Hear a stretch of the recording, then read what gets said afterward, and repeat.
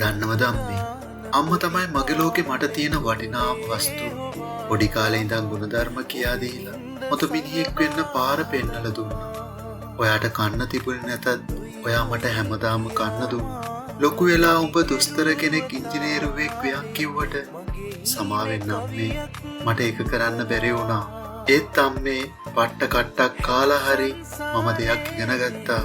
මම ගොඩක් දුක් විඳා අම්මේ. සමහර දවසට අතපය ලෙලි ගියා. සමහර දවසට අතපය පිච්චුණා. ඒත් මම මේ දේවල් ඔයාට කියන්න ගියේ නෑ අම්මේ.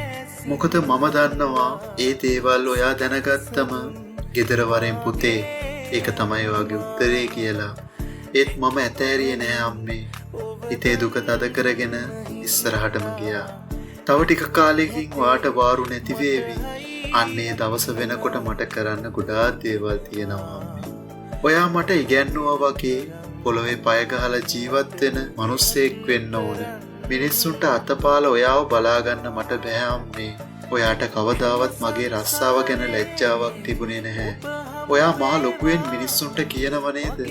මගේ පුතා ලොකු ඩෝසරයක වැඩ කරන්නේ කියලා මට ඇහිලා තියෙනවා අම්මේ. අන්නේ වෙලාවට දොස්තර කෙනෙක් උනේ නැති එකට දුකක් දැනුනේ නැහැ අම්මේ. මජම් පිටින් ගෙදර එනකොට කවදාවත් ඔයා ආක බලාගත්තේ නෑ නේද? වත් එක බෙදලා අතට ගෙනල්ලා දුන්නා නේද අම්මේ? දරදඩු උස්මහත් උනත් මගේ තවමත් පන වගේ ආදරේ අම්මේ. දනගාන පොඩි කාලේ තුරුලේ හොවාම ඔබේ නින්ද සංගවාදමා